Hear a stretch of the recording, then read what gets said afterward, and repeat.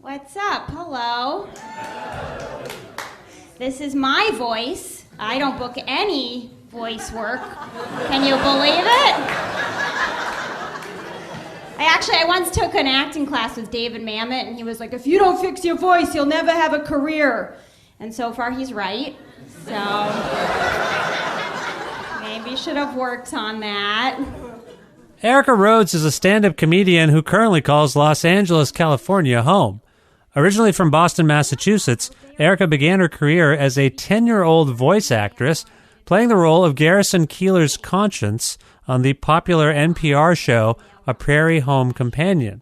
She eventually became a writer on that show and went on to create or produce things like the web series Apartment 45 and the short film Posey.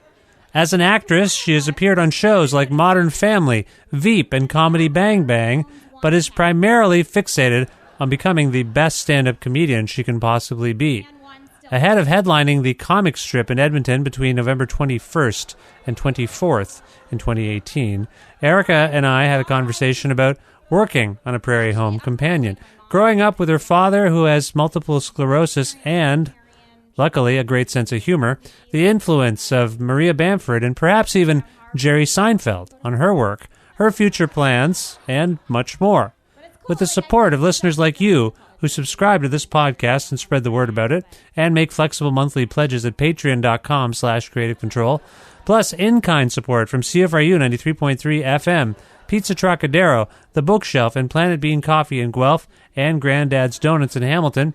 This is the 444th episode of Creative Control, featuring the very funny Erica Rhodes, with your host, me, Vish Khanna. Talked to my mom today, and she was like, Erica, I just had this revelation about you. You and Grandma are very similar because you're in a male-dominated profession with stand-up comedy, and Grandma was in a male-dominated profession with aeronautical engineering. I was like, yeah, we're practically the same person, except one of us was very good at math, and the other owns one towel. And one's still alive.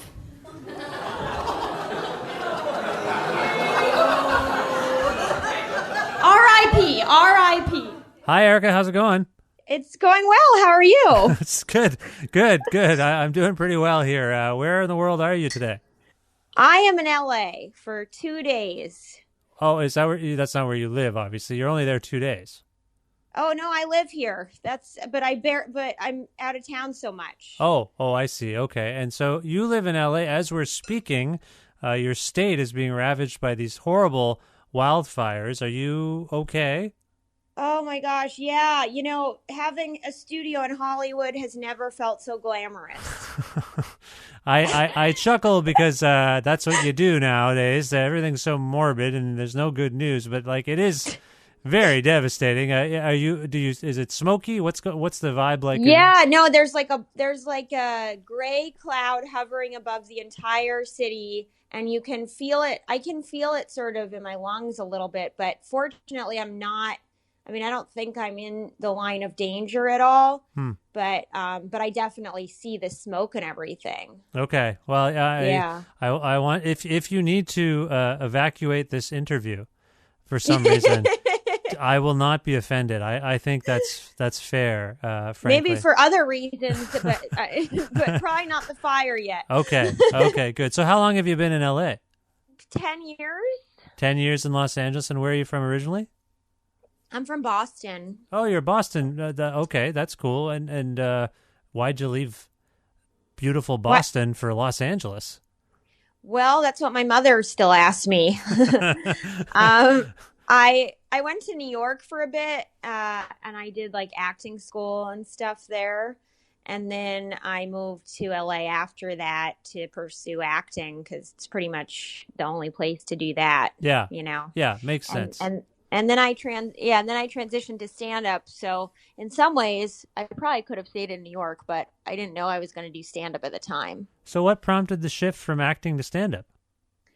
A lot of things. I felt very frustrated with acting. I felt like it wasn't really going anywhere. And I think I'm just much more creative, and I need an outlet to, for self-expression and not just saying other people's lines. So Yeah. this way I get to write my own stuff. I've talked to former actors and actresses on this show who got into comedy, and one of the things they pointed out was that in acting, to book a theatrical gig or something, or to book a commercial, like it's auditions, it's waiting. You're waiting and waiting and waiting. Whereas with comedy, there's so many open mics, you can just get up and perform, and then you can sort of hone your acting chops and also discover your own voice. Was that the case for you? Yeah, and I got my start in radio. I started on a radio show called A Prairie Home Companion, and I was doing that since I was a kid, which is a live radio show. And so I was so used to performing that I didn't really feel, I felt so frustrated not having an outlet to perform. And since I wasn't going to do theater in LA, really, I thought, well, stand-up's pretty much the only way where I can perform without somebody giving me permission to perform every night. Right. And the only addiction I really have in my life is performing. Well, you mentioned the Prairie Home Companion. If I understand things correctly, you started that show when you were 10 years old? Yeah, I was a kid, and I had no idea what it was. And I had a very funny voice. And my mom's from the same hometown as he is, and asked her to do a fundraiser for her orchestra. And so he came out and did that. And then he met me, and he heard me speak and was like, "What is that sound?" And so then the next day I was doing it. I was acting with Allison Janney. I shared a dressing room with her, and she taught me my first vocal warm up. And I played Garrison Keillor's conscience, telling him, like, "You need to call your mother.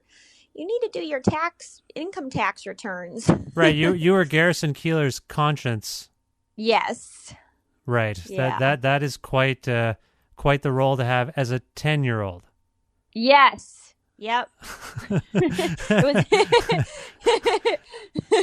Huge responsibility. Huge responsibility. There's a couple of things I want to follow up on here. Number one, can you give us a taste of your first vocal exercise? I'm just curious. I know you say in your one of your comedy bits that I've seen that you're not going to get hired for voice acting anytime soon, which is ironic given that that's what you were first known for. So I'm just curious about that vocal exercise, because I could use some help with that myself. And then, by the way, I do find it very ironic, because I get told I have a great voice all the time, but I've been rejected a bunch by voiceover agents, and I'm like, why can't I get voiceover work when everyone's like, you have a great voice? Yeah, you have a very unique and expressive voice, and you obviously have this experience. It does seem baffling. Don't you put that on your CV? I was on Prairie Home Companion, for crying out loud, one of the most popular radio shows of all time. Like, why? How could you not? If you can't get stuff, who can get stuff? I don't get it. That's kind of what I don't understand. But I'm not. But again, because I do stand up, it's kind of all I care about. So I'm just like, whatever. Well, it's also interesting that you could age out of your field when you started at 10. That doesn't make any sense to me, because that's what's basically happened. Like, your voice now is not the same. It's different than when you were 10, I assume. Yeah, but I could probably still play a 10-year-old, like, in the voice world. Yeah, that's what I was thinking. So, do you remember what Allison Janney taught you about a vocal exercise? Oh, I think it was pretty simple. It was just kind of like, ha-humma, mama me mo moo, mama me mo moo, like that kind of thing. Yes, I've seen this depicted. I've never attempted it myself. Does it actually help? Yeah, I mean, you can look up vocal warm-ups probably on YouTube and stuff. Yeah, but then there's usually like a series of tongue twisters, like Shelley sells seashells by the seashore. Shelley sells seashells by the seashore. Whoa. Slow down, Erica. You're going too fast. I can't keep up with what you're saying. I know, I'm really good at it. Okay, so that's but you don't know who Allison Janney is when you're 10 years old, do you? No, she didn't know who she was. She wasn't famous yet. Right. And you shared the stage because of that show, now that show still exists in some form, right? Kinda. Right. Garrison is no longer doing it, and there was some controversy there, as I recall. And when did you stop doing the show? When he stopped doing it. Oh, right around the same time. Are you in touch with him at all?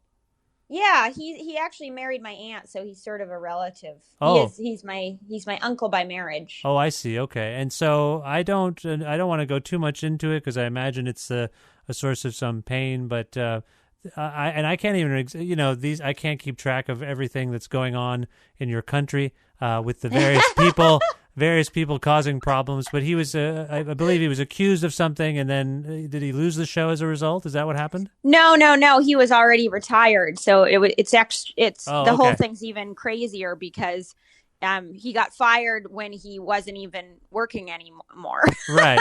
You can apparently get fired after you're retired in this country. Right. And then was he replaced with someone?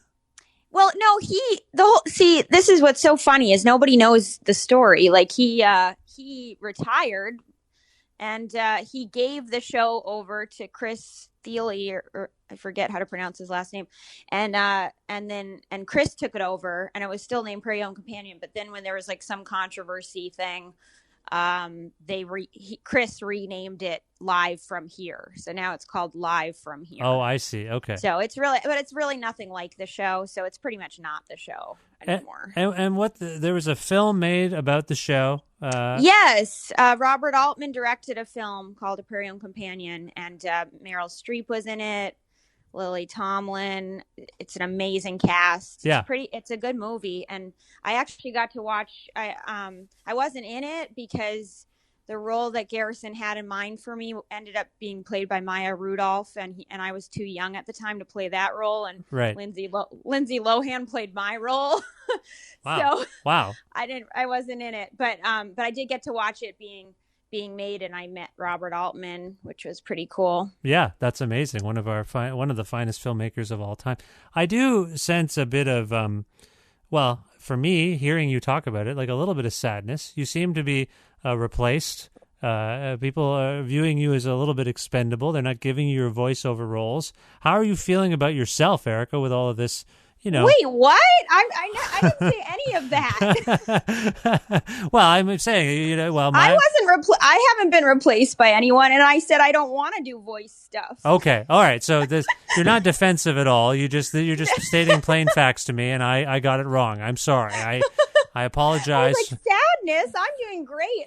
You're doing performing all over the country and going to Canada to perform, and no, I'm so happy that I've stand up because I feel like Prairie Home Companion was like how I started, but it's not something I wanted to do my entire life, Yeah.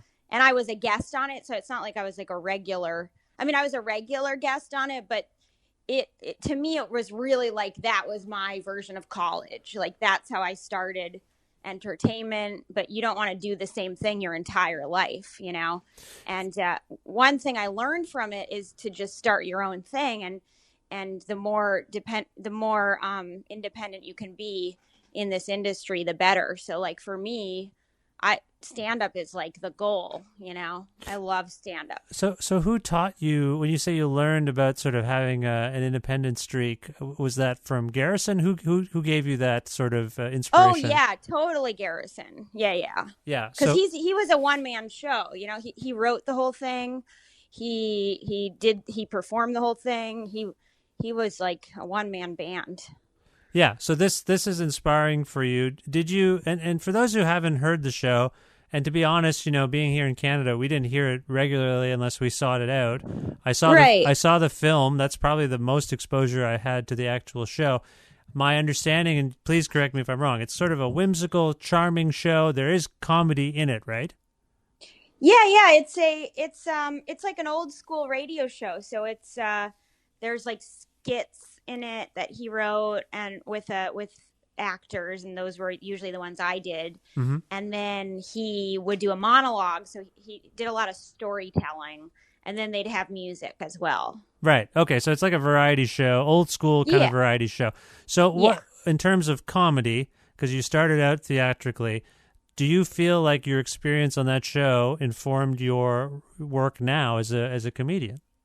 Yeah, for sure.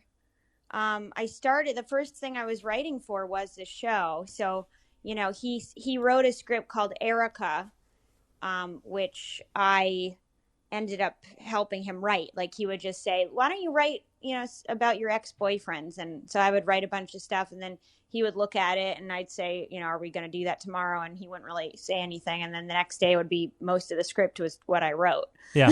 Right. So he got you writing. Sure. Like that show got you mentioned the performing, but you actually started writing there. Yeah, and he's the one who encouraged me to do that, because he was like, I think you're a writer. Oh. And for me, it's such a weird evolution, because I never saw myself doing stand up. I really saw myself as an actor. Then I didn't see myself as I didn't see myself even as a comedic actor, but people thought I was funny all the time. So then I just went in that direction.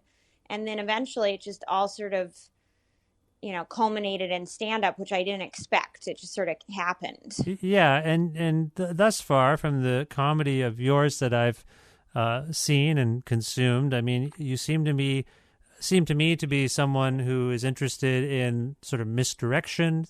A little bit of pun stuff comes up, a little bit of family humor, at the expense of your family.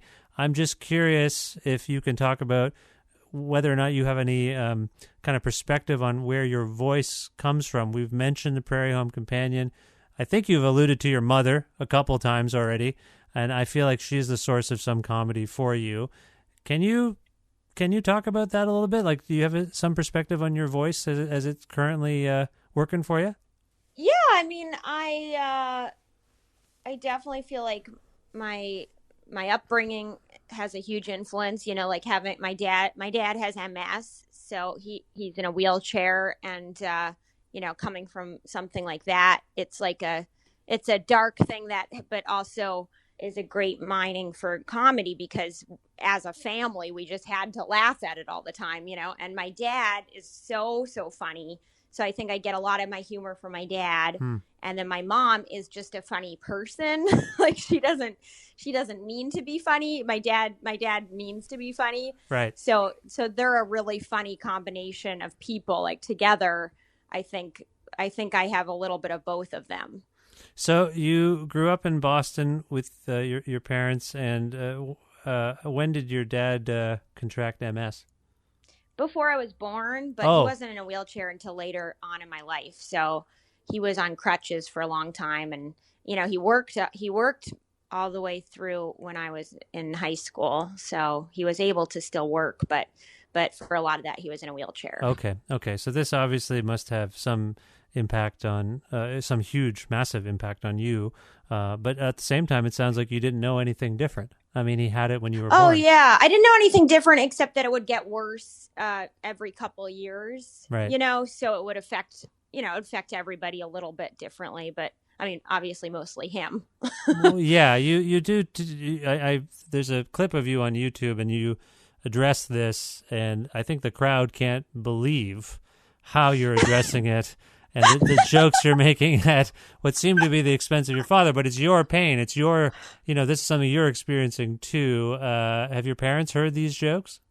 Oh yeah, they love the jokes about them, and my dad loves them, and they're actually kind of funny because they can get sort of competitive with each other. Like they'll be like my dad will be like, "Well, Mom has a lot more jokes now than I do," and then my dad is always, every time I talk to him, he goes, I really think you should say my dad wants to try stand up, but he'd have difficult with the standing up part." Right. And I'm like, "Dad, no."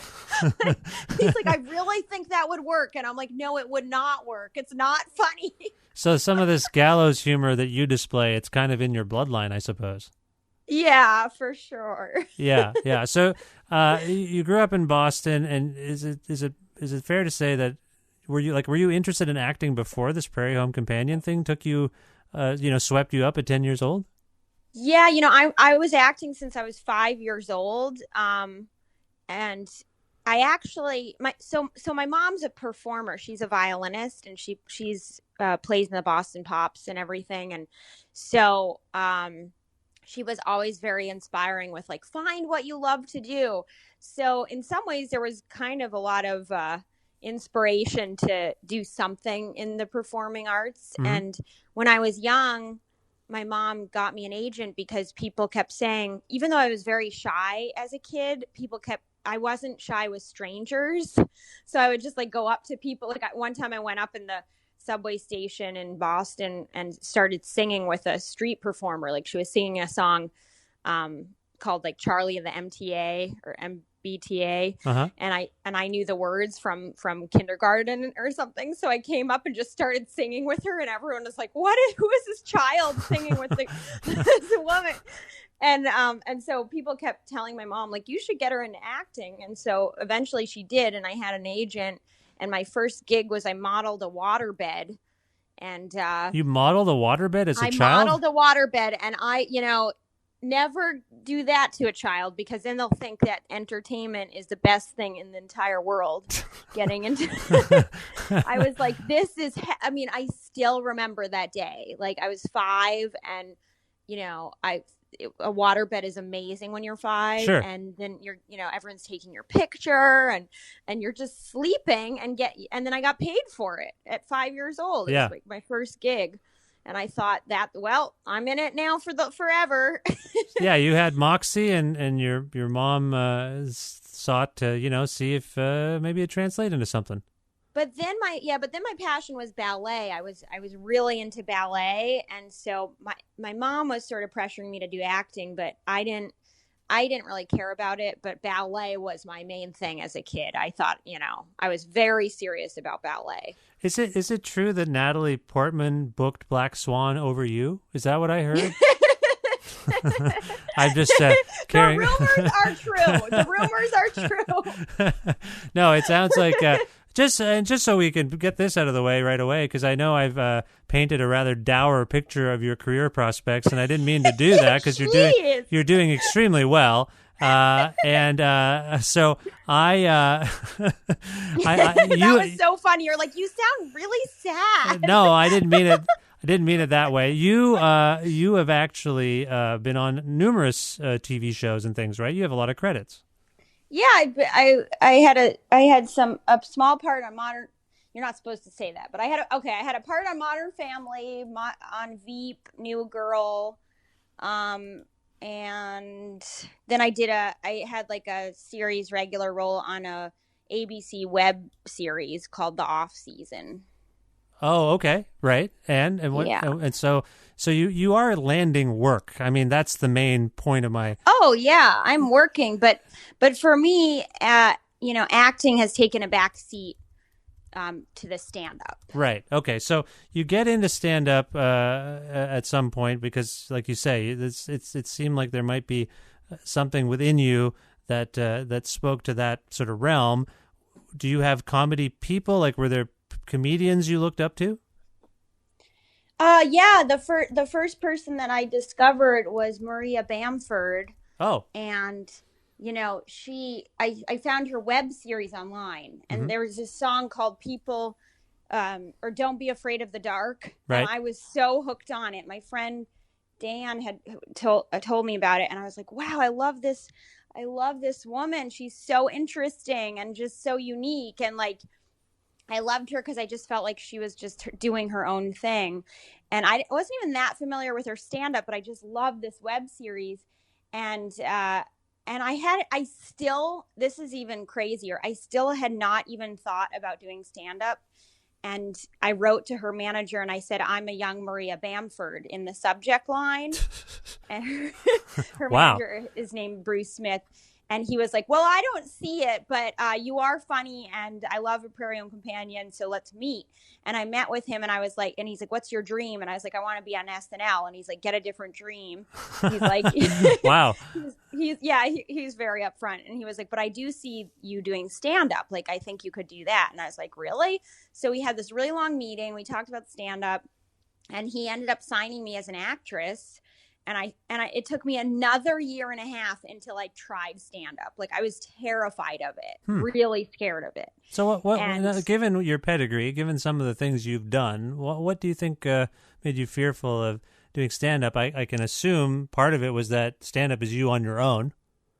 Yeah, well, I had no idea how to do it. Like, it's like anything, like when you try it for the first time and you don't know what you're doing, you're scared of it because you don't know how to write a joke, and I know some comics who've been doing it a really long time who are like, I was writing jokes when I was 5.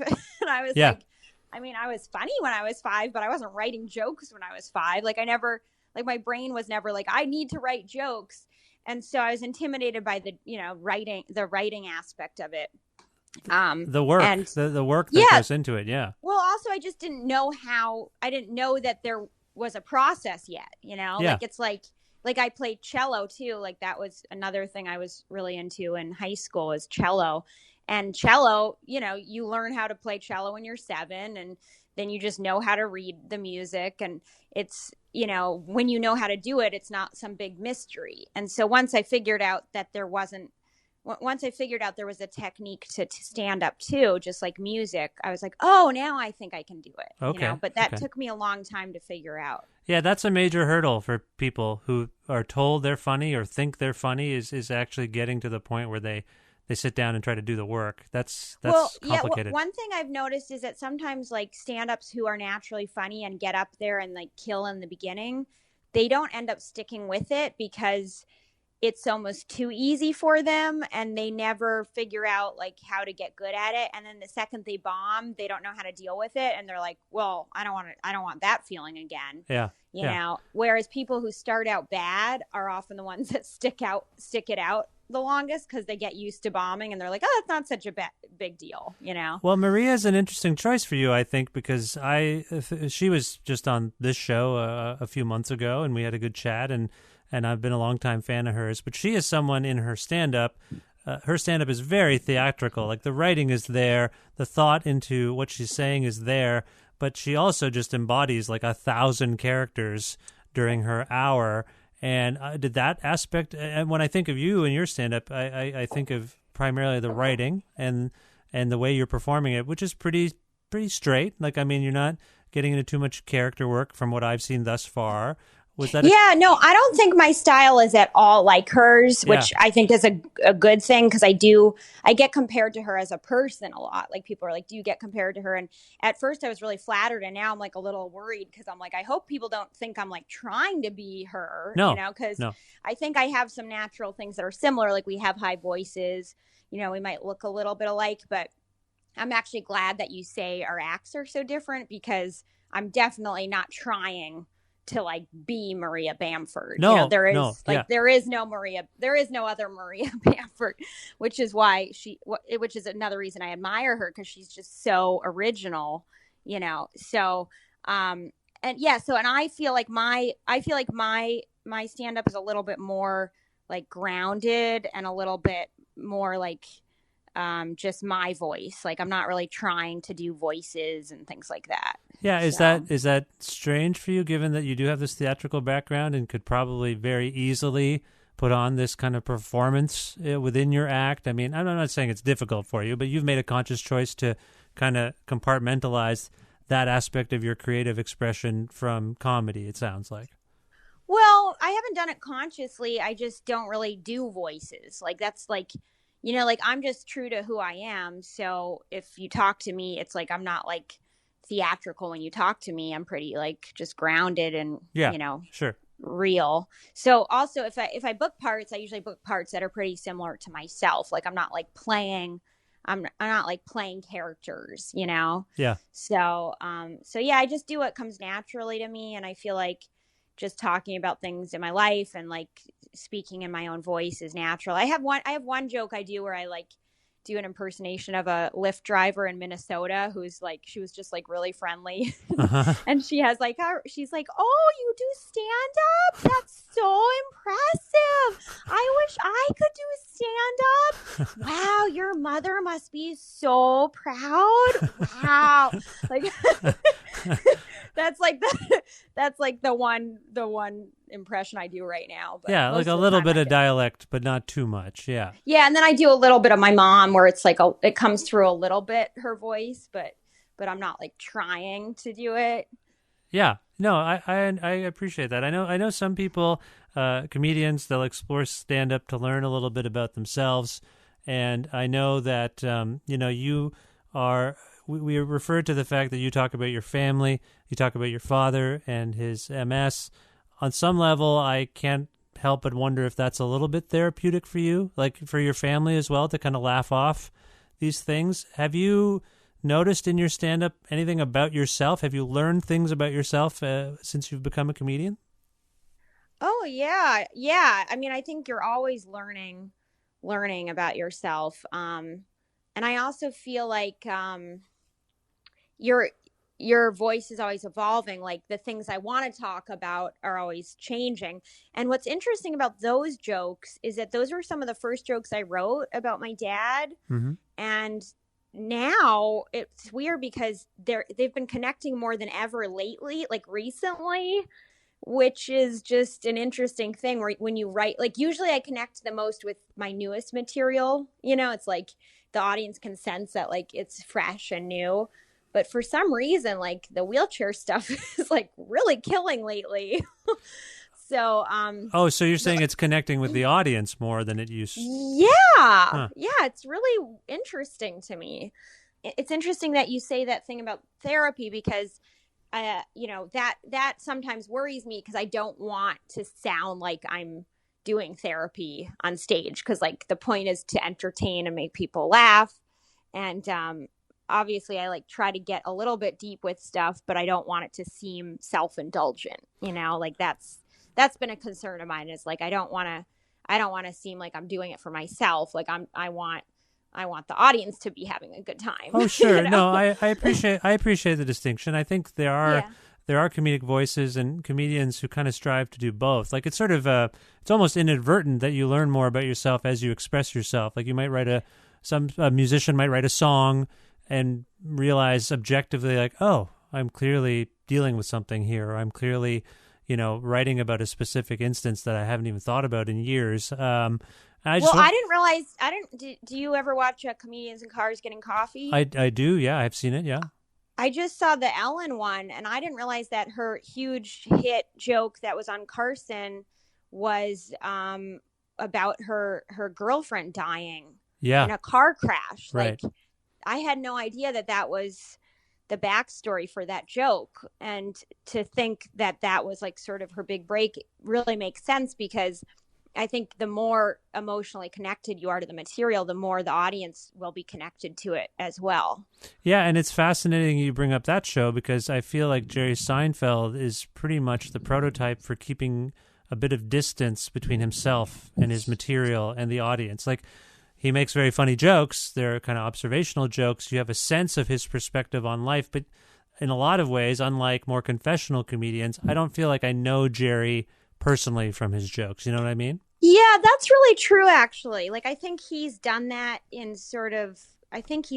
purpose, you know, I think he's extremely intelligent and he's very observational with his humor, but you're right. He's never really given of himself in the same way that like other comics have. Well, it's just as you were saying, I think Jerry's philosophy is the same as what you were saying about how your primary motivation is to entertain your audience, make them laugh.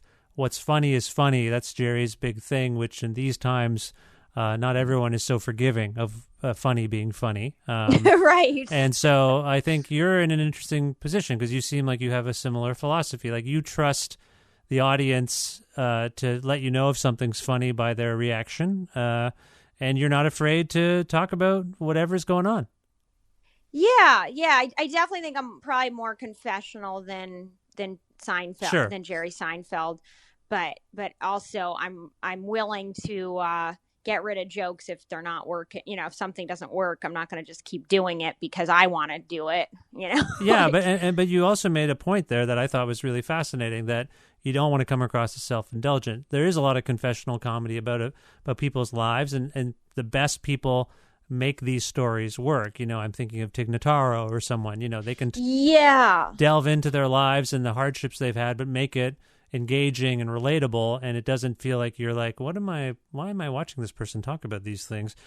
You seem to be of that mold. Like you want to talk about stuff in a funny way, but you're interested in the jokes maybe more than the, I don't know, self-fulfillment or self-realization. Yeah, I mean, I would definitely say both though. Yeah. I mean, I because I get pretty personal and everything. Yeah. And so I for sure I definitely want to get philosophical with it and have people leave, thinking about stuff, and also like just able to laugh at, things that aren't pleasant or things that are uncomfortable. Like I have another joke after the joke about that, where it's like another person with a disability, like, and I talk about that and how the first time I met him and just the awkwardness of it, the Yeah. interaction, and that like it's really important that we're just honest with things that aren't necessarily comfortable. So I definitely think I like say things that are, hopefully thought provoking too. No, yeah, you do. You absolutely do. Don't get me wrong. I just I'm trying to crack the Erica Rhodes code here. Oh, me too. So when you met with Bruce some years ago, he asked you what your dream was, and you said SNL, and he said get another dream. What's your focus now? Do you have an aspirational objective, so to speak, in terms of comedy? Yeah, do you mean like what I'm hoping to accomplish with the career stuff, or do you mean? I mean, at the risk of sounding like a guidance counselor, I suppose I am kind of asking you. Like, I know that every working comedian that I can think of really wants to be the best comedian they could possibly be, and make stand-up viable for themselves, because it's not an easy road to get to that level. Is that your focus? But there's a whole other school of thought that the comedy and stand-up is a gateway to a TV show or something else. You seem like you're really invested in the art of stand-up right now.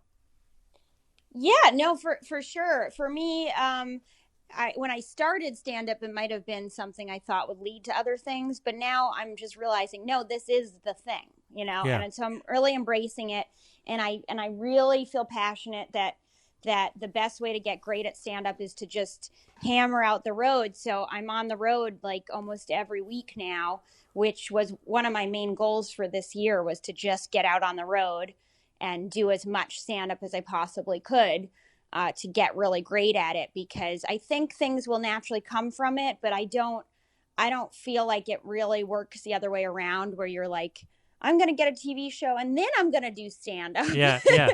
It's like, some people do that and I get it, but for me, I genuinely love stand-up, and I think it also goes to show, like, people try to push the acting on me because they see me as an actress, and I enjoy acting and I can act. But I think if I'm honest with myself, I feel the most fulfilled with stand-up. Well, it's good to hear. It's good to, like, I feel like you do know yourself, which is a very important aspect of getting there. Yeah. I think in like 10 years, I'll really have myself down. No, but you seem to know who you are. I think that's important in life generally. And oh yeah, it takes forever, doesn't it? It does, and it's every day I'm learning about who I am, and I agree. Yeah, it's that's there for sure. So you're coming to Canada, right? Yes, I'm so excited. Edmonton, that's where my wife is from. Oh, nice. Yeah, I'm calling you from Ontario, which is, if you know geography, it's a little bit further away. But we go to Edmonton quite a bit. Where are you playing in Edmonton?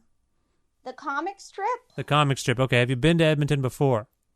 Never. Have you been to Canada before?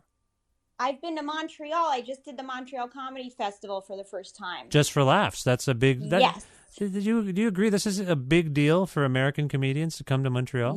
Yeah, it was a really big deal because it was new faces, and I auditioned 4 times. Oh, wow. Yeah, before I got it. So it was exciting. And then I also did a gala, the Howie Mandel Gala. Oh, cool. And so did you get the new faces thing? Did you get like a taping out of it, a special kind of thing?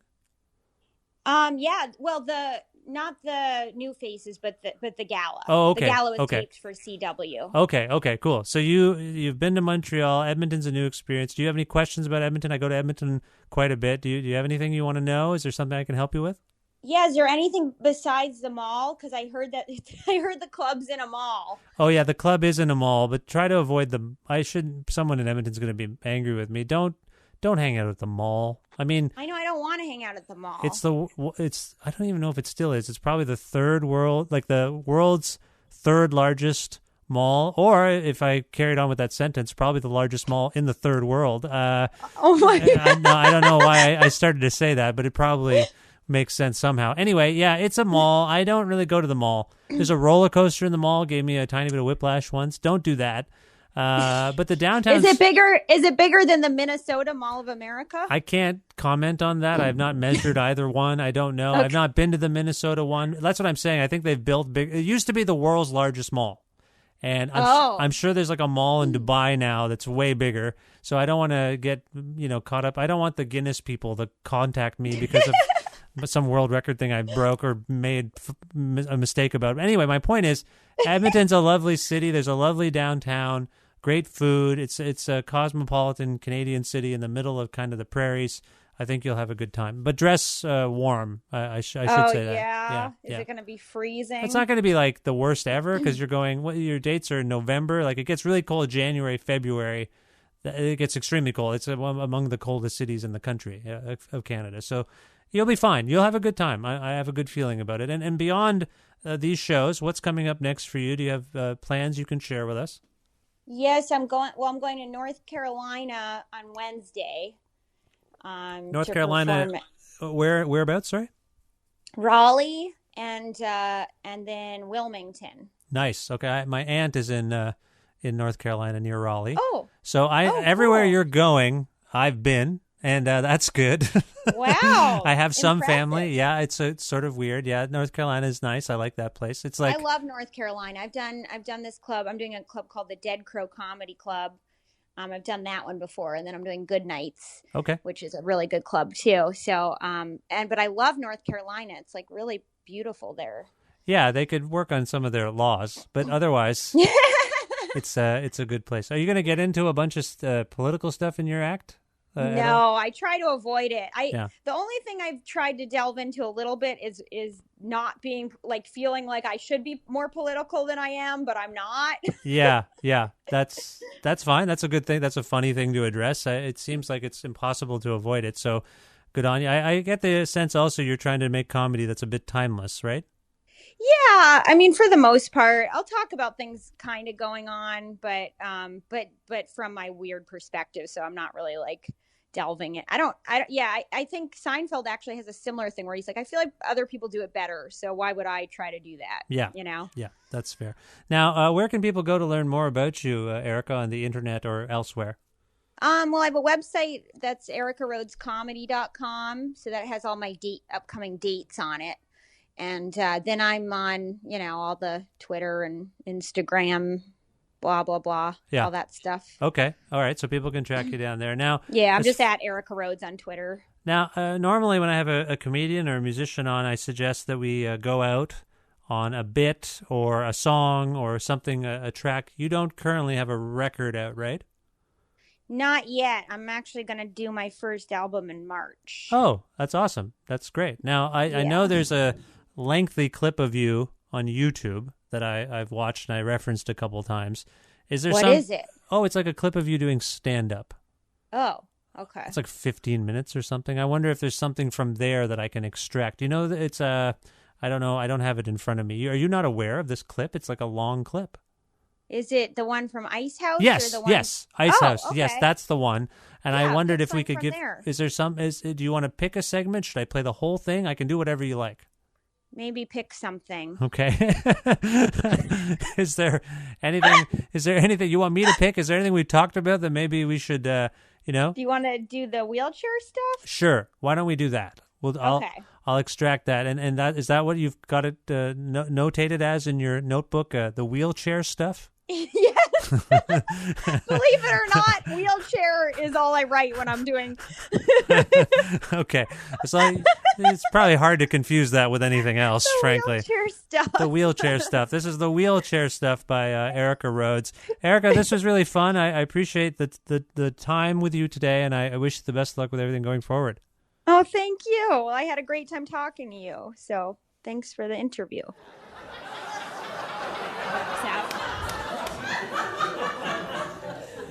My parents have actually been married for 40 years. Can you believe that? 40 years.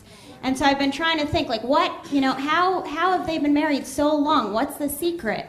And I think I figured it out with him. I think it's because my dad can't possibly leave my mom because he's in a wheelchair.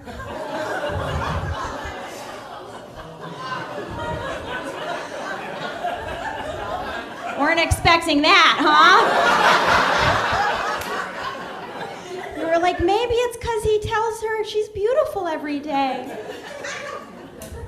He has MS, which it's a neurological disease, and found out recently they actually have an MS walk. Just seems very disrespectful to me. So I went on it, to find out what all the fuss was about, and it's just like thousands of people showing off what they can do. It's just so rude. My dad hates that joke too, and I'm always like, sorry, Dad, but when I have an idea, I run with it. Unlike some people I know, so you're just gonna have to roll with it.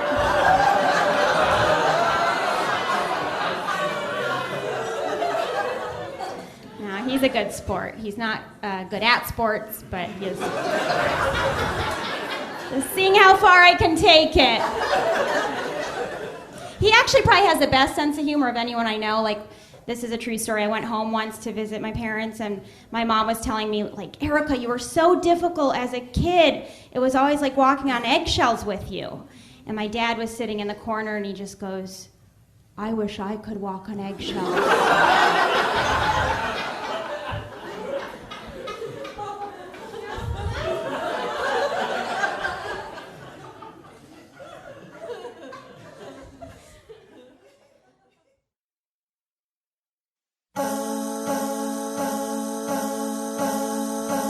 Special thanks to Erica Rhodes for appearing on this, the 444th episode of Creative Control, which is part of the Entertainment One podcast network and is available on all iOS and Android platforms and also on things like Spotify, YouTube, and Audio Boom as well. If for some reason you can't find an episode that you've been looking for on any of those things, or if you want to learn more about me and sign up for my regularly scheduled newsletter, please visit my site, vishkhanna.com.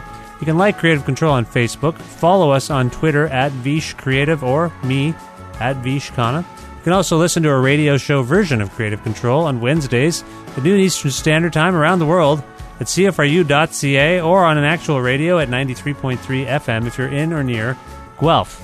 Also, please visit patreon.com/Creative Control to make a flexible monthly donation to keep this podcast going. And if you'd like to receive a T-shirt bearing the show's logo or something on it, if you want that in return, just send me a message on Patreon and I'll send you one right away.